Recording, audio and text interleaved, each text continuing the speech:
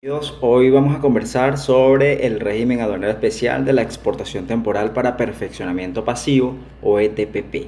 Ese régimen aduanero encuentra su marco regulatorio en la Ley Orgánica de Aduana y en el reglamento de la Ley Orgánica de Aduana sobre regímenes de liberación, suspensión y otros regímenes aduaneros especiales, que en lo sucesivo lo vamos a denominar como el reglamento de regímenes especiales. Para comenzar, nos vamos a referir a la Ley Orgánica de Aduana a partir del artículo 131, donde están las destinaciones suspensivas. Esto es lo que nos da la guía, lo que nos da el norte principal legalmente sobre la exportación temporal para perfeccionamiento pasivo. Al respecto, me permito leerles el artículo 131, que establece lo siguiente. La administración aduanera, en este caso el CENIAT, podrá autorizar la admisión o exportación temporal de mercancías con fines determinados. Entonces, aquí nos da la posibilidad de que podamos ingresar al país y podamos podamos sacar del país, del territorio venezolano, mercancía de manera temporal, por un periodo de tiempo. Al respecto, el artículo 132 establece lo siguiente.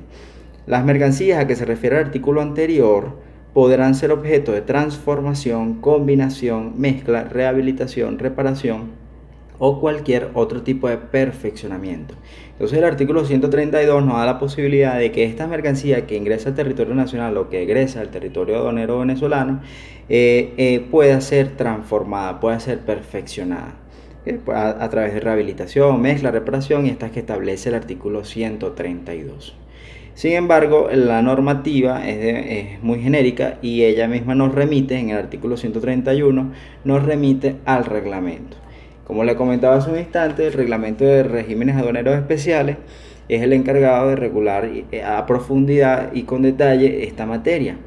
Y en el artículo 56 del reglamento de regímenes aduaneros especiales está establecida la definición de lo que es la exportación temporal para perfeccionamiento pasivo.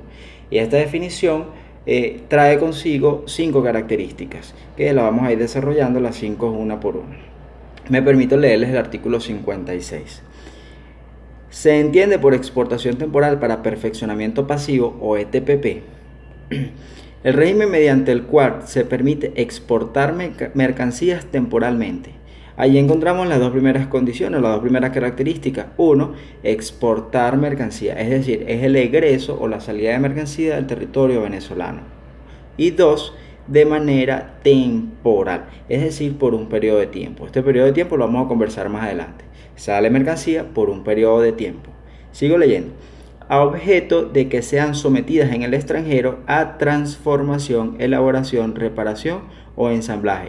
Es decir, que esa mercancía que sale por un periodo de tiempo en el extranjero sufre una modificación, un perfeccionamiento, para luego ser reintroducidas. Allí tenemos la cuarta característica.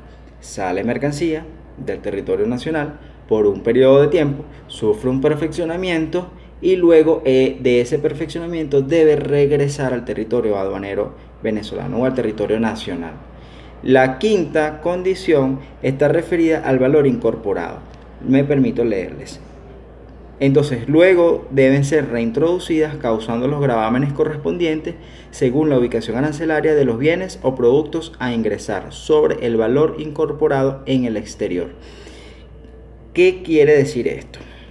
Esto quiere decir que luego que la mercancía regrese a Venezuela, si se le incorporó algo en el extranjero, eso que se le está incorporando, ese valor agregado, está sometido a las obligaciones que estuviera sometida a una importación ordinaria.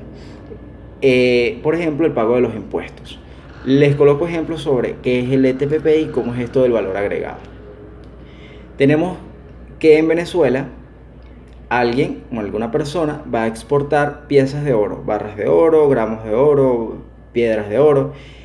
Ese oro en el extranjero se convierte en una joya. Imaginemos que se convierte en un anillo.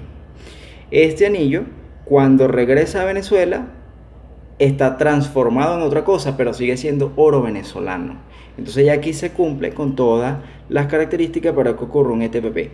Sale mercancía, esa mercancía que es el oro, ese insumo se convierte en un anillo, regresa a Venezuela transformado en un anillo, pero sigue siendo la misma mercancía transformada, y al ingresar no paga los impuestos y no está sometido a esas obligaciones. ¿Qué ocurre si a ese anillo le incorporamos en el extranjero una piedra de rubí, un zafiro o un diamante o cualquier otro elemento que no sea el oro que salió desde Venezuela? Ya en este caso tenemos el valor incorporado, es decir, el valor agregado. A esto es lo que se refiere el artículo 56 en su última característica de la definición del ETPP. Porque todo lo que se le incorpore en el extranjero cuando la mercancía sea reintroducida al territorio nacional estará sujeta al pago de los impuestos y a las obligaciones como si fuera una importación ordinaria, atendiendo a la clasificación arancelaria de esa incorporación que se le está haciendo a esa mercancía. Ahora bien, ¿qué periodo de tiempo tengo para que la mercancía pueda permanecer en el extranjero perfeccionándose? Al respecto, el artículo 57 del mismo reglamento de regímenes aduaneros especiales nos establece que disponemos de un año a partir de la salida del último embarque, a partir de la declaración del último embarque. Es decir, que la mercancía cuando sale dispone de un año para que se perfeccione y regrese al extranjero. No puede exceder de un año en el extranjero. Este artículo 57 también nos abre la posibilidad, si han notado que estoy hablando del último embarque, entonces nos abre la posibilidad de que el ETPP, la salida y el ingreso de la mercancía, puede realizarse en varios embarques y por varias aduanas habilitadas. Es decir, no es que todo el insumo tiene que salir en un solo embarque, sino que puede salir en varios embarques. A partir del último embarque es que se empieza a contar el lapso de tiempo de un año. El mismo artículo 57 también nos da la posibilidad en su segundo párrafo de que la mercancía que salió y no sufrió ningún tipo de perfeccionamiento puede regresar al territorio venezolano liberada del pago de los impuestos. Es decir, no es obligatorio el perfeccionamiento porque el artículo 57, aunque el régimen sea para el perfeccionamiento, puede darse el caso donde no se modifique y el artículo 57 en su segundo párrafo nos da la posibilidad por causas debidamente justificadas por las cuales no se realizó el perfeccionamiento. ¿Ok? Eso tiene que justificarlo el consignatario, exportador o remitente. Y por último, en el tercer párrafo del artículo 57 nos establece que las mercancías podrán ser exportadas definitivamente.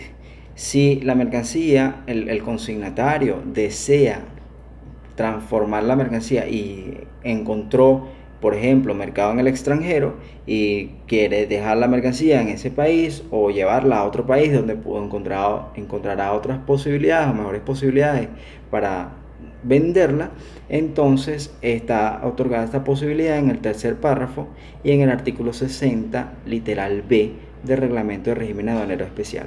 Pero esto deberá hacerlo previa notificación a la administración aduanera. Debe notificarlo, la administración aduanera lo autoriza y a partir de ese instante es que él puede entonces cambiar de régimen aduanero, del régimen especial al régimen aduanero ordinario.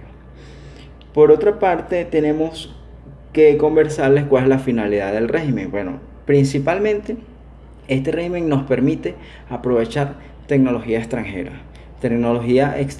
capacidad productiva que tal vez no la tengamos en Venezuela o que por los costos sea más conveniente utilizar la extranjera, por los costos o por la calidad. ¿Ok? Y además nos permite el aprovechamiento de materia prima nacional, insumos nacionales, en lugar de traer un producto fabricado con materia prima extranjera, podemos utilizar, potenciar el insumo nacional, se transforma en el extranjero y regresa convertido en otra cosa. Este régimen, como otra condición, es importante destacar que solo puede ser utilizado por personas jurídicas, por empresas. Y esto está establecido en el artículo 43 del reglamento de regímenes especiales. Esto también requiere, para utilizar este régimen, otra condición es que deben tener o contar con una autorización de la administración aduanera. Esto está establecido en el artículo 19 y el artículo 44 del reglamento de regímenes aduaneros especiales. Y la mercancía que sale de exportación temporal para perfeccionamiento pasivo debe contar debe poseer, de acuerdo con o de conformidad con el artículo 58 del Reglamento de Regímenes Especiales, debe poseer marcas, señales, una identificación, algo que la identifique para que al momento de que se reintroduzca al territorio nacional sepamos que es la misma mercancía que se exportó temporalmente.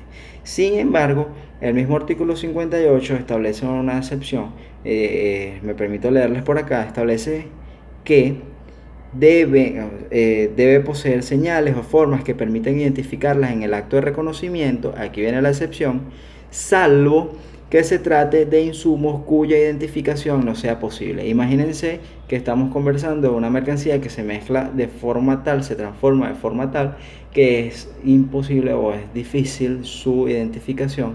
Entonces esta entraría en la excepción del artículo 58 del Reglamento de Regímenes Aduaneros Especiales. ¿Qué ocurre si la mercancía permanece más de ese periodo de tiempo que les conversaba, de un año en el extranjero, y yo no manifiesto mi voluntad de exportarla definitivamente? Tengo dos consecuencias jurídicas principalmente. La primera es que el fisco o la administración aduanera se ejecuta la garantía que está constituida en caso de incumplimiento y se entiende que la mercancía fue exportada definitivamente. Esto está establecido en el artículo 57 del Reglamento de Regímenes Aduaneros Especiales, en su tercer párrafo.